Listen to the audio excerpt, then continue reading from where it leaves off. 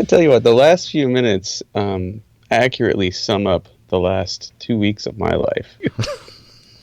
I was all ready to go, literally all ready. You were texting me, hey, give me 5 minutes. I'm like, sweet, no problem, man. I'm just hanging out here in the garage, ready to go. And I go to grab a drink of water, and I knock the entire glass onto the laptop. Just doused it. And I immediately think, oh no, we've got to record. Oh no, my entire life is on this laptop. Yes, that's a very important laptop. Yeah, so I immediately flip it upside down, try to keep the water from sinking into it, and I run through the house with the laptop in my hands. And I'm running to get two things, a towel and a can of spray air. And as I'm running up the stairs, I slip and slide into the corner of a wall with the corner of the wall right into my crotch. Ooh. And to save the laptop, I raise it over my head as I'm sliding into the wall, so I'm completely defenseless. And then the laptop is behind my head, so I slide into the wall, laptop behind my head, bent backwards in an unnatural motion there, which is painful. Uh-huh. And then I get the towel, and I get this N-Dust for Electronics multi-purpose duster. Okay, you had that. Maybe. So then I'm in the closet with the duster, and I'm frantically hosing off the laptop, trying to get the water out of it. But I'm suffocating myself because apparently whatever is in this is not something you want to inhale. Oh. The laptop's still covered. You're texting me, are you ready? And I'm like, I was. I'll be if I don't die of suffocation. Yeah. Anyway, good to see you. Yeah, how you doing? I've got no complaints. Life is good. Good. Glad My daughter broke her leg. That's the only kind of interesting thing that has happened. And you're not complaining about that. All right. I feel bad for her, but I can tell. I feel bad for us too. Nobody has really slept. How did she break her leg? And why are you not sleeping? She is 7, and 7-year-olds with a broken leg really don't have a way to get around. They can try crutches, but it kind of doesn't work. She's a little short for crutches anyway. They don't really have a scooter option, so until they learn how to hop really well, you just carry them. And if it hurts, they cry. And sometimes it just hurts in the middle of the night. And it's not her fault. She's just that's rough. There's around nothing the clock you can do about it. Pain. She was riding like a razor scooter. It has a handle, but razor scooter. And she was trying to open a circus peanut while she was driving. Wait, peanuts in a shell. So she's on the scooter, which requires two hands normally. Yeah, but she had a snack with her. While snacking. Mm-hmm.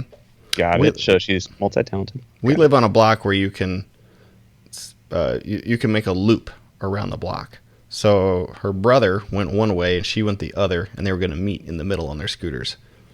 And she was having a snack to kill the time on the way and was not looking where she was going and broke her leg.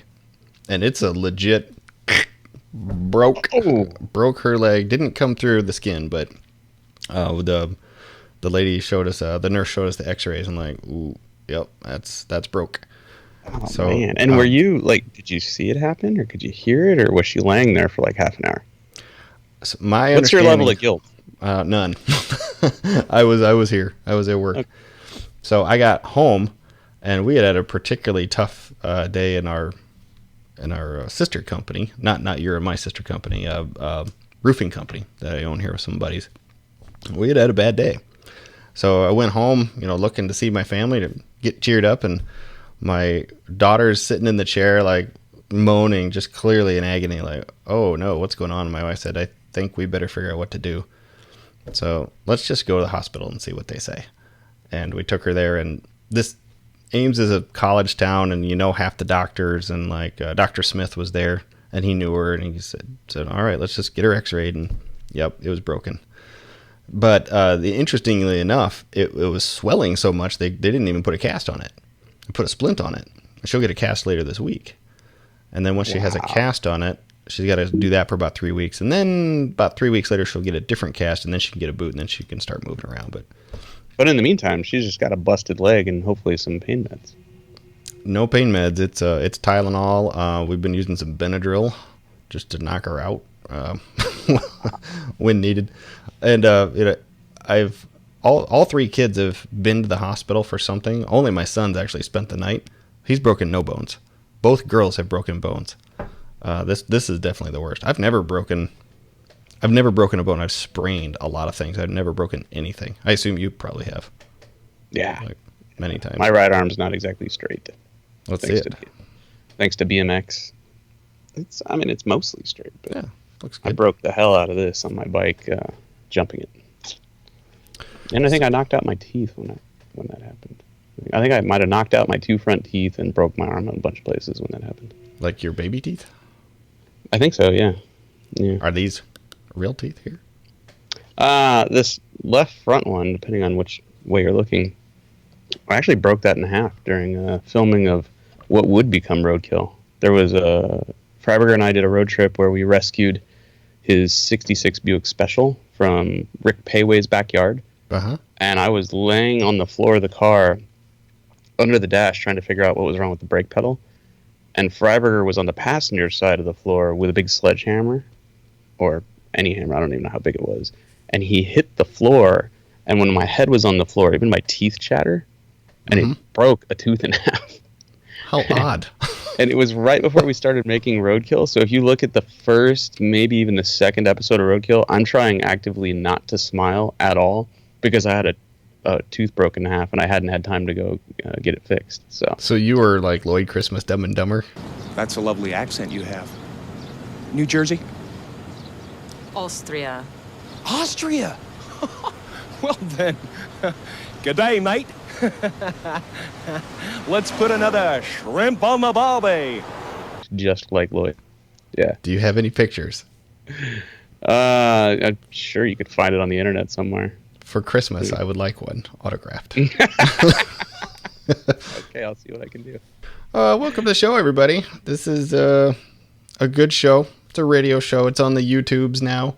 It's in iTunes, iHeartRadio, Stitcher, Podbean, Podbay, and a whole bunch of other weird ones that people are just sending me that they have found.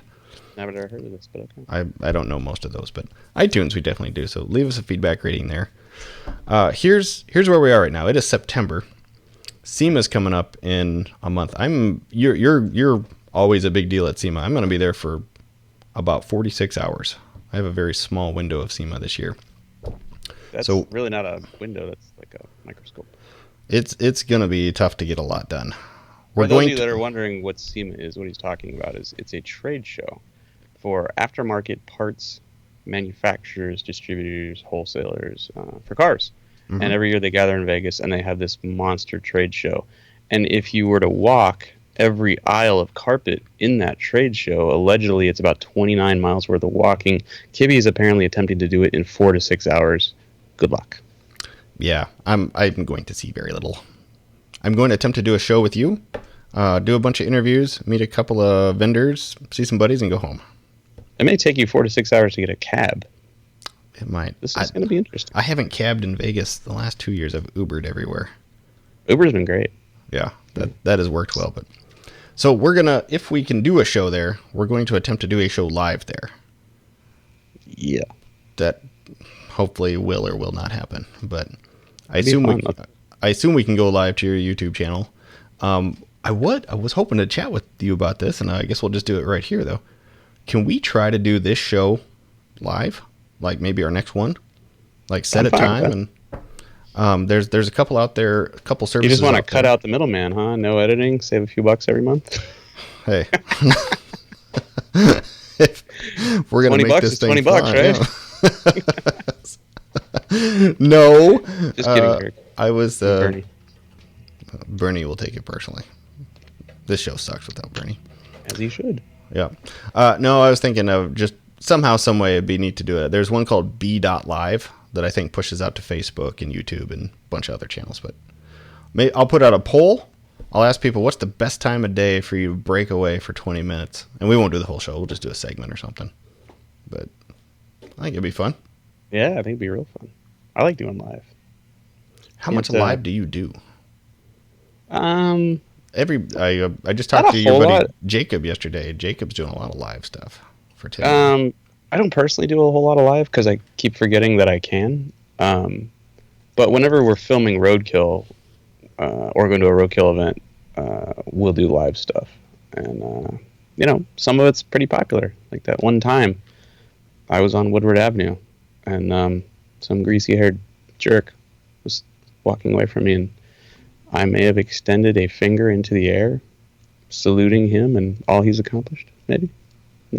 You're number one? Rawlings. Yeah. I see him every time I go to the Hy-Vee gas station. He sells an energy drink there.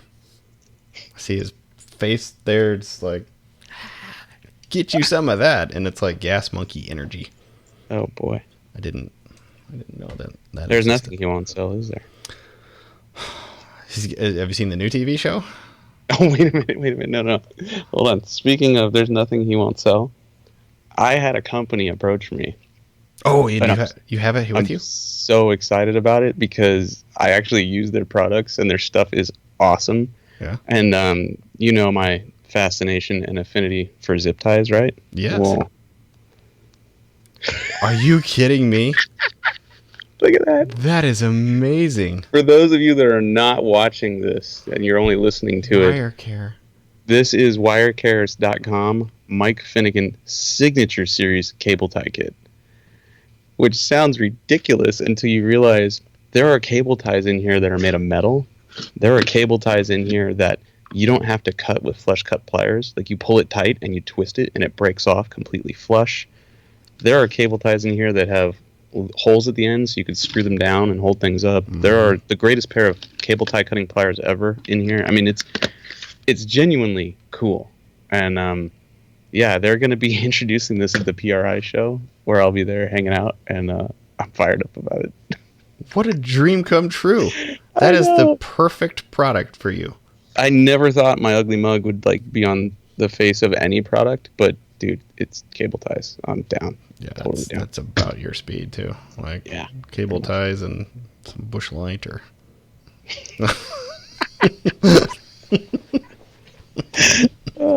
That's awesome. Congrats. That's really, really great. I had no idea. That's really cool.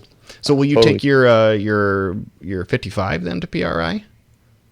Yeah, it's going to PRI and it will not look the same. Ooh. Is this can't teaser? I actually don't know what it's going to look like, so I don't want to even try to wager a guess. I blew up the engine during Hot Rod Drag Week.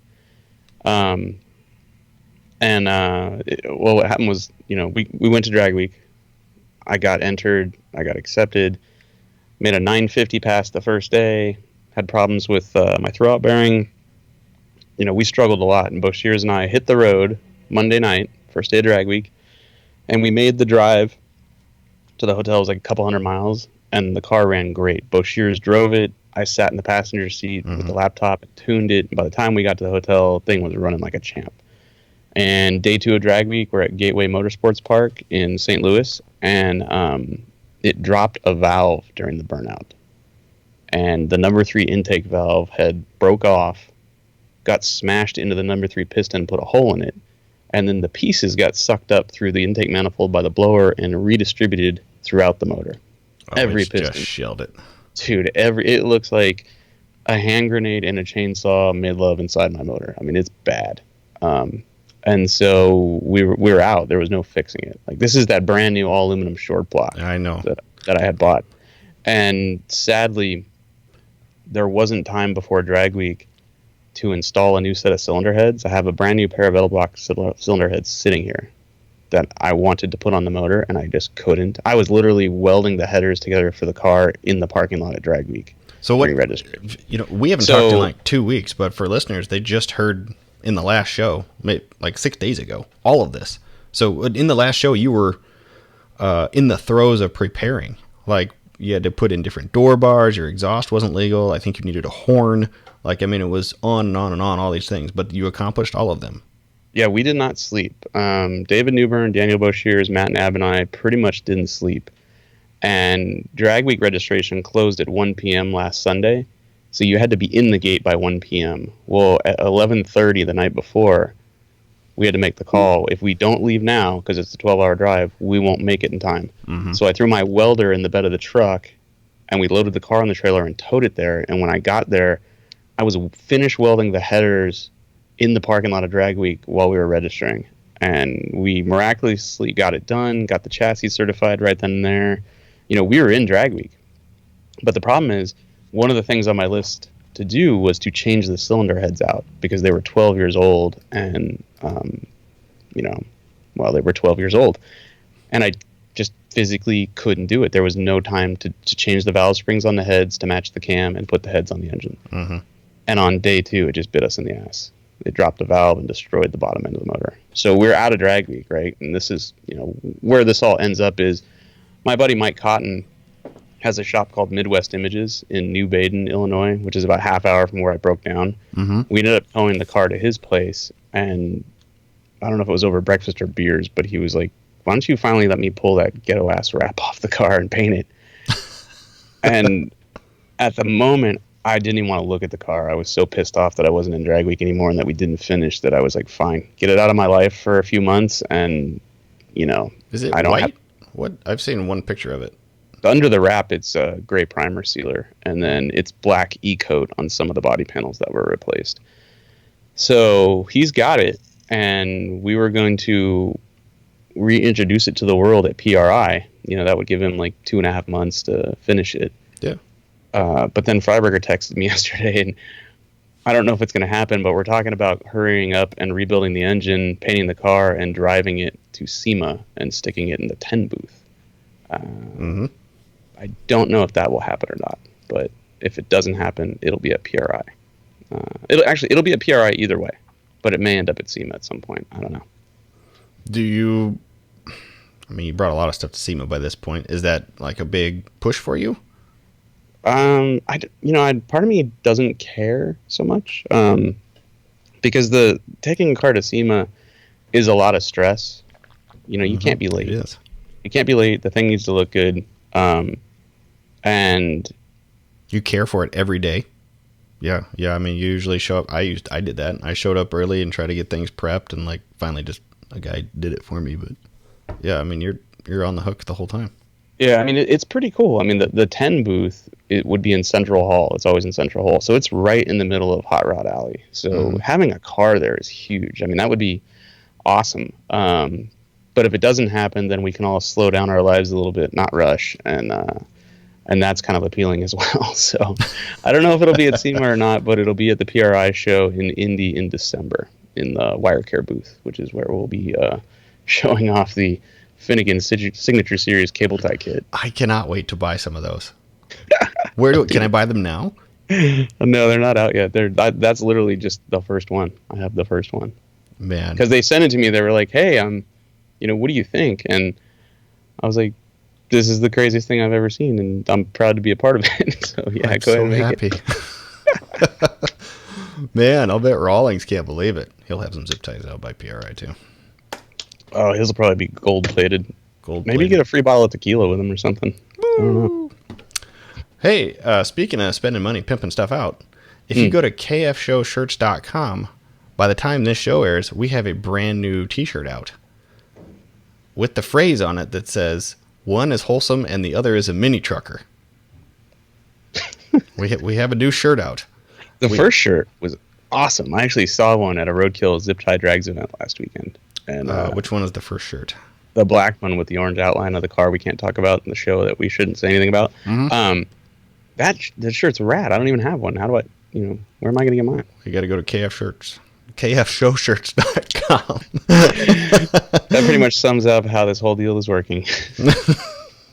And how rich we're getting off of it. No, I'm happy to report we did actually have earnings to distribute. We have started doing that. And we're using it to pay the people that make this show work. But we do have a new design out, and that's what I'm told is you got to constantly be pumping out new designs. So this is the new one. One is wholesome, and the other is a mini trucker, and it's either going to have our comical faces on it or a rad drop C10, which is not a mini truck but looks super cool. By the time this show is live, kfshowshirts.com will have a really sweet shirt that you can choose, as well as the one that Mike is referring to, which is a very cool one. We can't say the name of the car, but you know who would like this shirt? There's a guy named Robert Lee. You know who Robert Lee is? Robert Ely?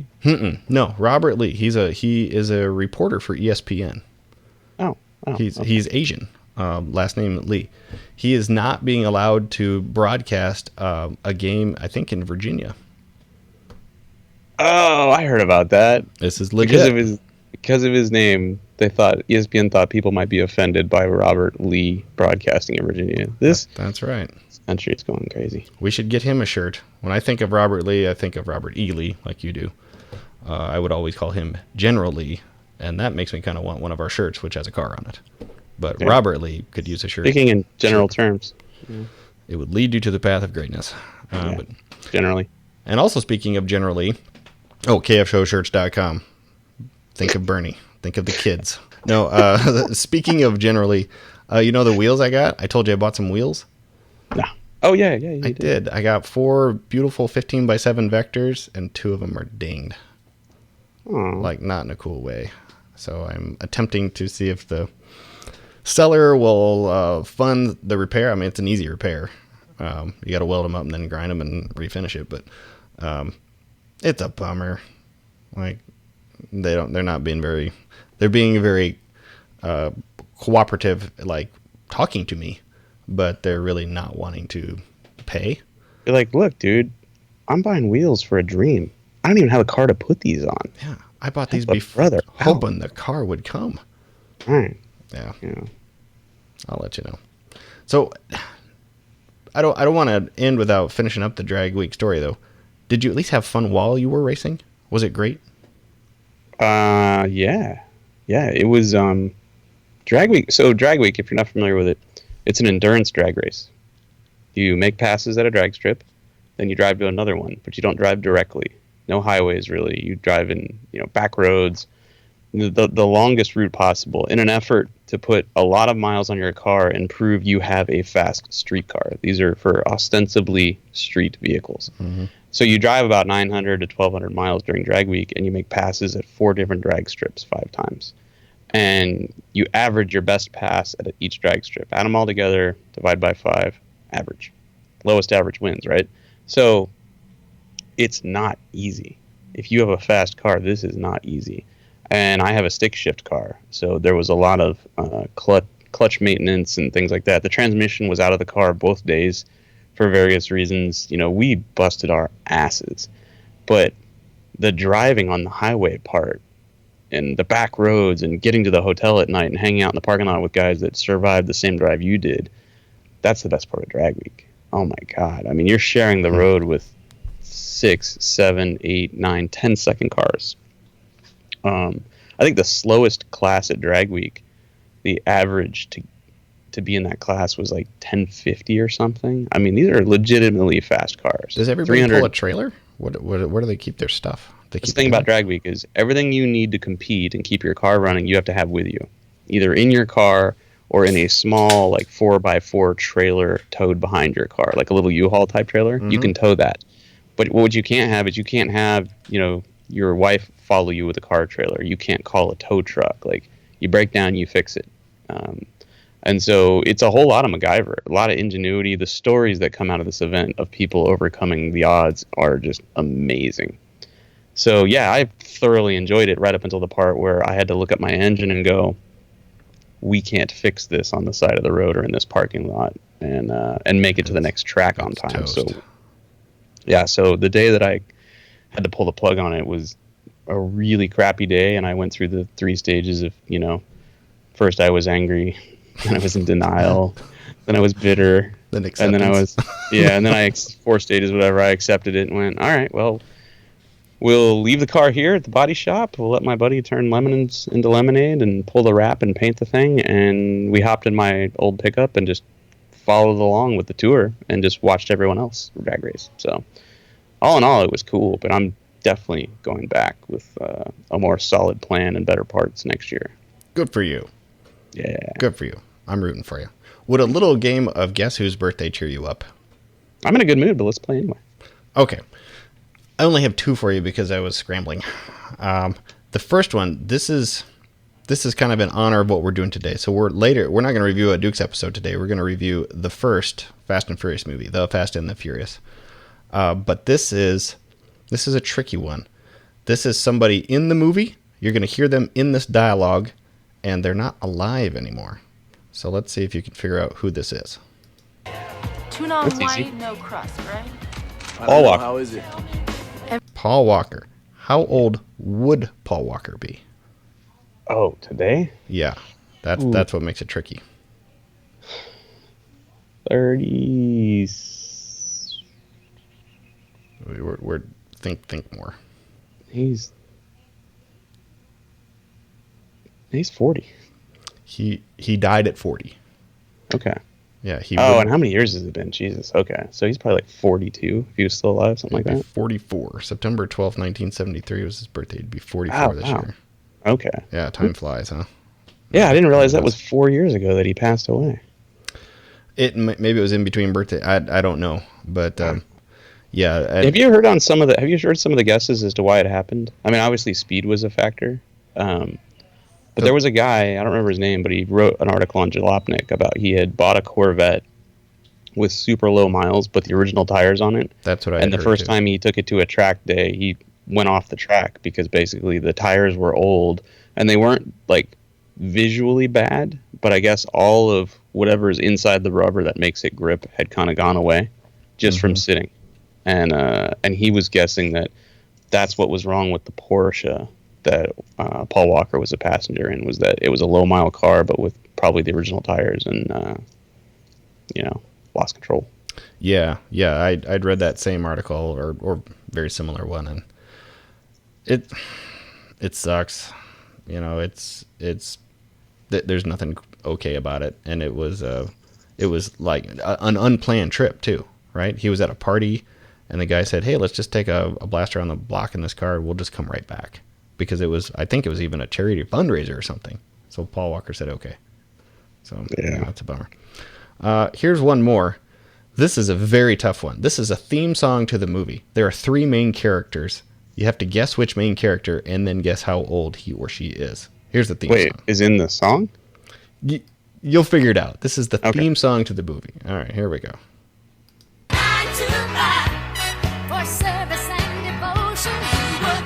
Dolly Parton. Okay, Dolly Parton is one of them. It's not her. Oh, who's the lady with the dark hair? She played the secretary on West Wing eventually. She's a comedian. What's her name? Totally right on the money. She's a comedian. 1 ringy dingy. She would do that bit. 2 ringy dingies. Yeah. God, what is her name? Also sat in the big rocking chair. What is her name? First name is a flower. Starts with the letter L. I can see her face. I know the stuff she's played in. I don't know her name. Might be Lily. Oh, Lily Tomlin. Yeah, Lily Tomlin. How old is Lily Tomlin? Oh, man. She's like practically a mummy by now. Let's go 70. That's mummy? Yeah, 70 is basically dead. No, she's 78. She's 78. And oh, God. Still where I think she's got a show on Netflix now. It's dusty. Jesus. Yeah. I only had 2 today. I was kind of running short on time. I sucked at both of them. Wow. Ah, well, we'll get to it next time. We have no Burning Bernie this week. We already did What Did Mike Drive? I drove a minivan. That's it. Yeah, that's just your favorite minivan? It is a good minivan. It's great. I do enjoy the van. It's got the heated seats. I like getting in and I push the little button so the mirrors go to where I want them. And it's a sweet ride. 55,000 miles.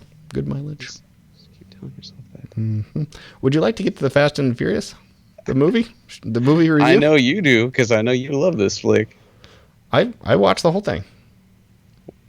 That's all I can say about it. I sat through the whole thing. I got through it. I was even sick last night, and I got through it. Vin Diesel made you barf?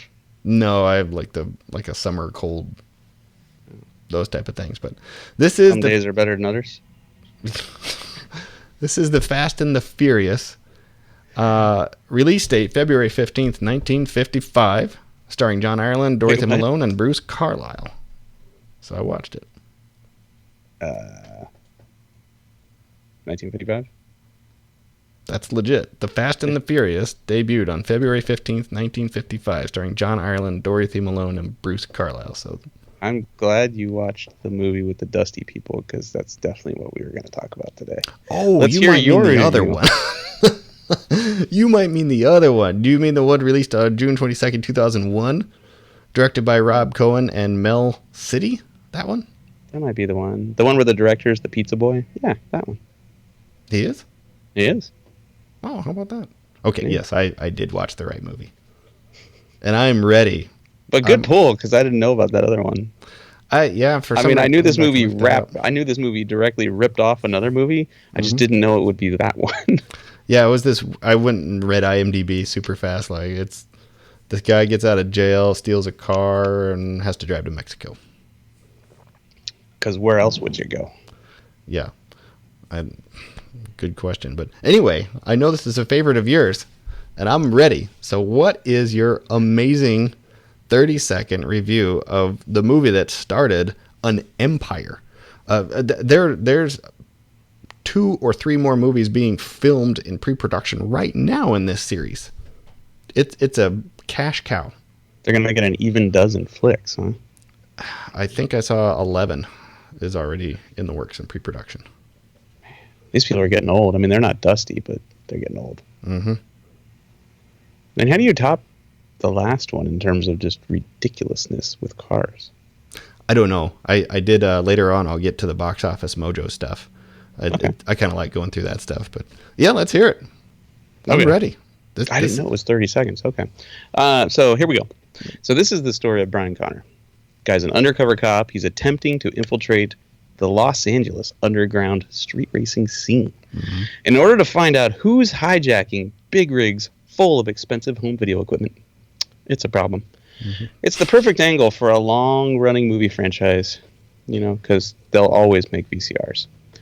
And why not? You've got beautiful people driving fast cars in exotic locations while stealing and outrunning the law. It makes sense that this series has already released 8 flicks and shows no signs of stopping. All right. And this is for you, Kibbe, because I know that, even if you don't dig the Rice Rocket cars or the acting chops of certain members of the cast, I say, who cares, man? This is a snapshot in time, okay?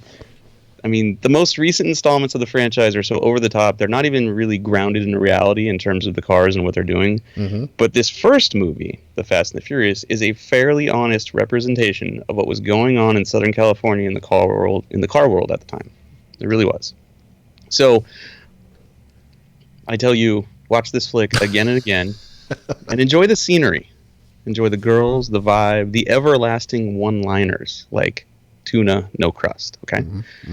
And if that's not enough of a reason for you to embrace this unbelievable action-adventure cheese fest, know this. It is a direct ripoff of another action-adventure cheese fest called Point Break. They are literally the same movie. We're just trading surfboards for cars, all right? Let's talk shenanigans real fast, just shenanigans. Please. In The Fast and the Furious, it's less about what we see and more about what comes out of the mouths of the cast members. For example, Dominic Toretto, he says this to Brian Earl Spilner. Granny shifting, not double clutching like you should. You're lucky that 100 shot of Nas didn't blow the welds on the end. He's driving an Eclipse. Why would he be double clutching? Yes, good question. I mean, do you double clutch a modern transmission? I don't think so. No. And Brian Earl Spilner says this to Dominic later on when he's staking out rival cars. He's got a Motec exhaust system.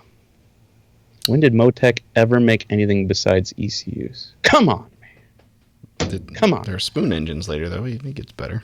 Right.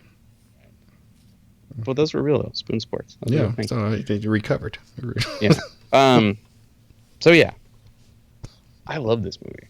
I will never get tired of watching it. There are several flicks in this franchise that I don't watch again. But the first one, I mean, you got to remember what time period this was. I went and saw this on opening night, and I drove my mini truck to the theater. And me and my friends went into this theater in Orange County, California. And when we got there, the parking lot was full of hopped up Hondas. Mm-hmm. They were everywhere. And my friends and I sat in like the middle of the theater, and we went ape when we saw a yellow Chevy S10 at Race Wars because there was a mini truck in the movie. But in general, we were like, dude, this is our lives right now. Like, these cars are what's hot. This is what's at all the car shows. This was a good representation of what was happening in the car world. So it'll forever hold a place, in my heart. Because what you got to remember is when everybody left the movie theater that night, it was pandemonium. Everybody thought they were Fast and Furious. Everybody was doing burnouts. Mm-hmm. Now when you go see the flicks, everybody's grown up. We don't even see these cars on the street anymore. And nobody's doing burnouts when they leave the movie theater because they're not driving, an Audi R8 or, a trophy truck. They're just not. So, am I still entertained by the new movies? Yes. But not like I am with the original Fast and the Furious, which is why I will give this 10 freaking corn dogs. Wow. Yeah. Amazing.